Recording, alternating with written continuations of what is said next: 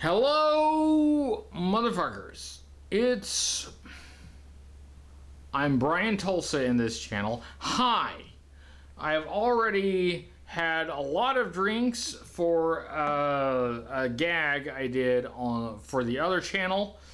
So I'm starting out drunk. But I wanted to do something for this channel for tomorrow. I thought it'd be fun. So I started doing a chapter by chapter review of the book Turmoil in the Toy Box. It's about how all toys from the 80s were sent by the devil. And it's by this dude, Phil Phillips. So, you know, I remember reading this book back when it came out. It's like, yeah, the youth groups and like my Christian school were like, hey, this stuff's from the devil. You need to read this. I remember reading it. I did. As a kid, I read this junk. So I was going to do that, but there is a series on the YouTube that is basically the same thing. That same dude did a video called Deception of a Generation.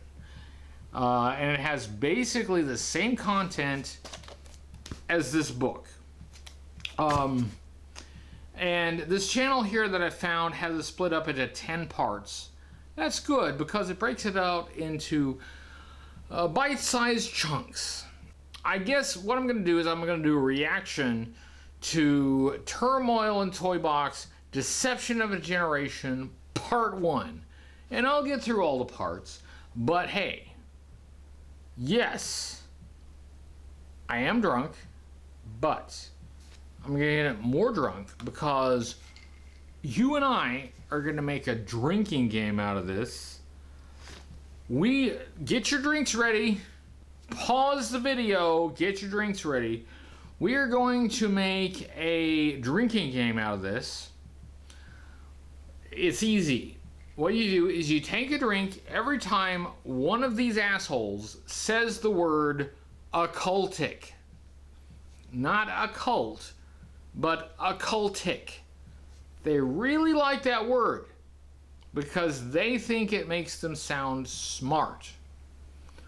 So get your popcorn ready, get your drinks ready, and get prepared to get really drunk as we watch Deception of a Generation, Turmoil in the Toy Box, Part 1. Turmoil in the Toy Box. It's got the book cover. This book cover, that's the back of the book. This book cover right here, I got the book right here. Okay, video presentation. Hold on. The best-selling book, Turmoil in the Toy Box, which tells how children play, takes an in-depth look at the toy and cartoon industry and unmasks the new age, occult, violent, and satanic influences that have invaded the once innocent toy box. At the conclusion of this video presentation, we'll give how to obtain the book Turmoil in the Toy Box. Watch for the word occultic. That's when you take a drink. All right. High five.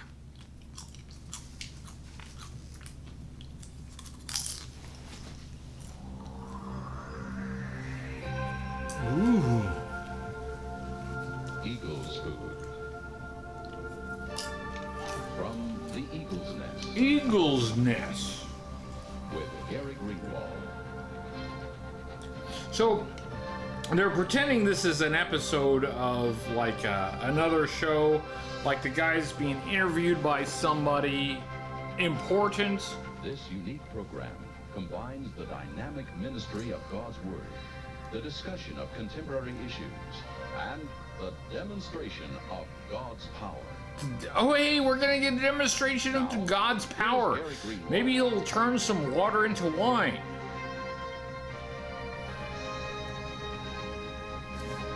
All right, get on with it. Deception of a Generation, Part 1. Let's do it. I'm ready.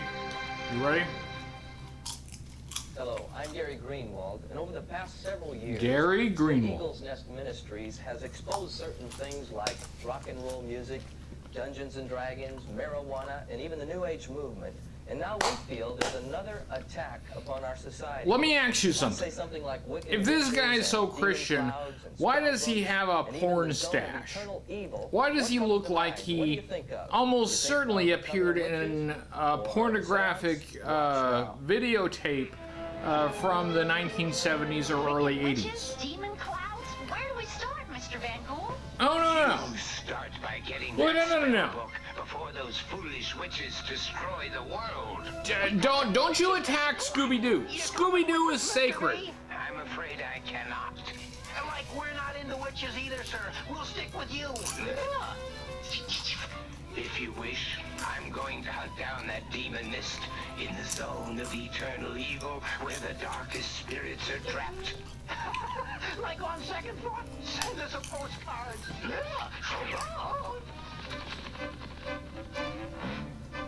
luck with it. This is a classic.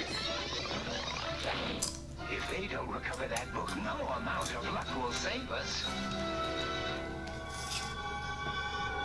It's letting us watch a lot of the Scooby-Doo episode. I'll just sit back and watch this. I'll watch Scooby-Doo. With Vincent Price. Vincent Price.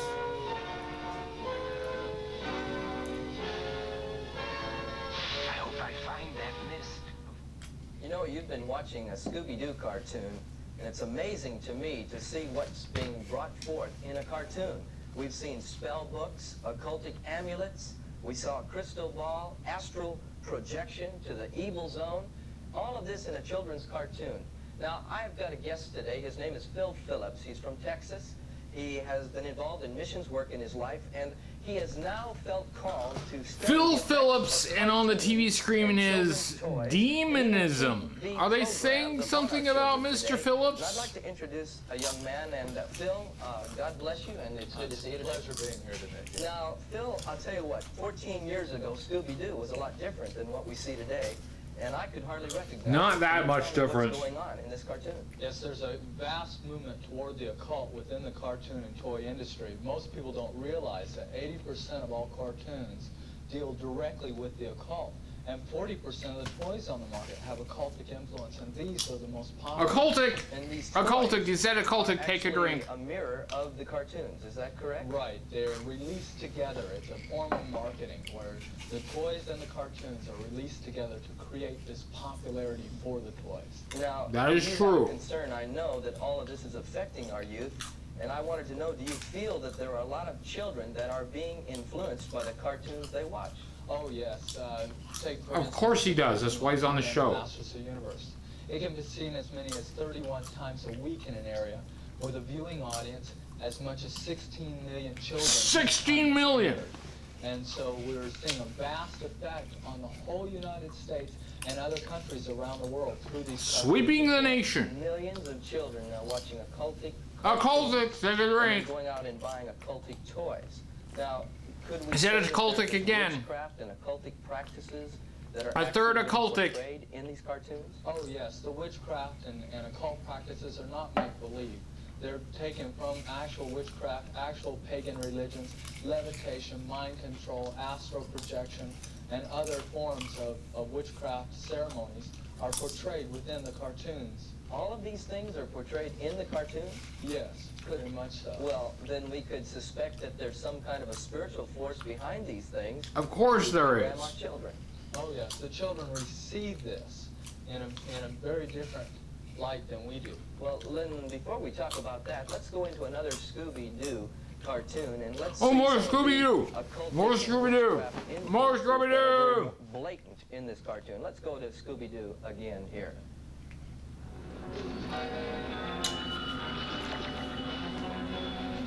We meet again, Vincent Van Gogh. Vincent Van Gogh. You're the evil mist, but how did you wind up in the zone? Oh, I was swept here by a spectral wind after I escaped your chest of demons. From one trap to the next. You never were terribly clever, were you, Marcella?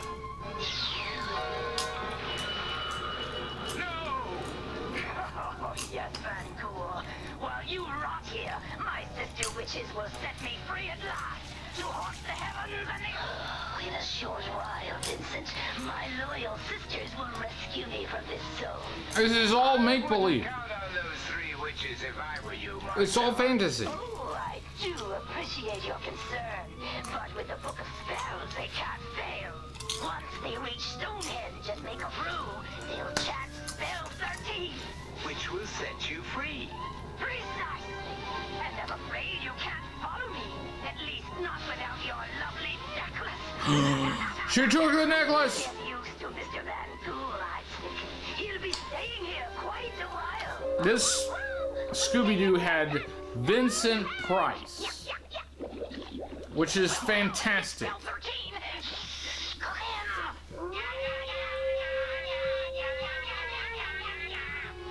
They're about to start their So they have literary and historical references. There's nothing bad about that. Here. Now, we're looking at occultic things. We're Occultic, seeing things take a like the drink. chest of demons and witches and Stonehenge, and Stonehenge is real. 13. I mean, we're It talking exists. about satanic things here. Now, You Phil, can visit it's it. becoming obvious to me what's going on, and I wonder, how did you get started in exploring all of this? I mean, how did you get into analyzing the toy industry? Well, it's How? Very unusual. I was in the process of going on the mission field and working my way through that and speaking in You think I different can get churches. my hair to Lord do what directed his me hair go does? on a It's 14 kind of day like a fast. shoot, shoot. And during this fast, I did something very unusual. I walked into a toy store. And when I walked into the toy store, I was faced with a toy holding an occult symbol in its hand.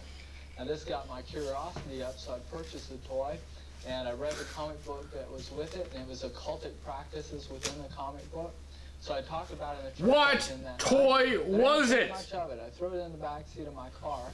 About 3 days later, I was driving home from these series of services, and the Lord spoke to me about what happens when a child plays with a toy and how they project themselves with their imagination into a Child toy. They give projects life, themselves character, into the abilities, toy. talents, and they set the surrounding around the toy. Set the surroundings. Now, you're saying a child actually projects himself into Child the toy. projects self Can you into say that toy. again? Because Pay I attention think to that. That's a real key here, that the cartoons have this kind of effect upon the child and even the toys. Yeah, the toy is a lifeless hunk of plastic, and it only comes to Correct. life with that projection of the imagination.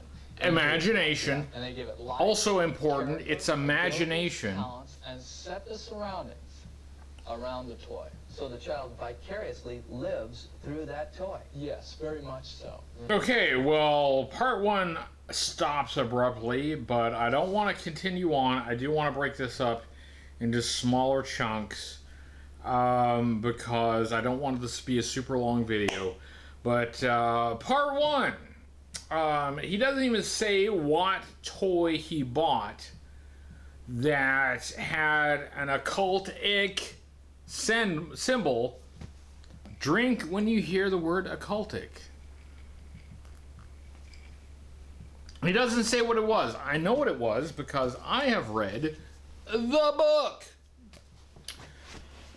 But here's a fundamental flaw with the reasoning behind this garbage. They say the child projects themselves onto the toy, okay? And that's true. If you're a kid and you're playing with an action figure, you're like embodying that figure. You're making it move, you're making it talk, you're making it do whatever it does. But the point that we'll later go on to make is that somehow the toy is possessing or embodying the child. But that's the other direction, right? The child embodying the toy, the child projecting themselves on the toy, is not the toy projecting itself on the child. So if the child is good and just has a good imagination and, you know, doesn't hurt nobody and projects themselves on a toy, even if the toy has occultic drink symbols, then the toy isn't like possessing the child with demons. Okay, it's the other direction. The child is possessing the toy with the child's personality and imagination. So that's the first flaw, and that flaw essentially works its way through this entire series. We will look at part 2 next time. I'll have a lot to say in part 2, but the main flaw I want to look at in part 1 is that the child projects themselves on the toy just does not project itself on the child. Also, they really like the word occultic. That's all for now. I guess I have to finish this. I don't like to be wasteful. This is Brian Tulsa saying yabba dabba doo.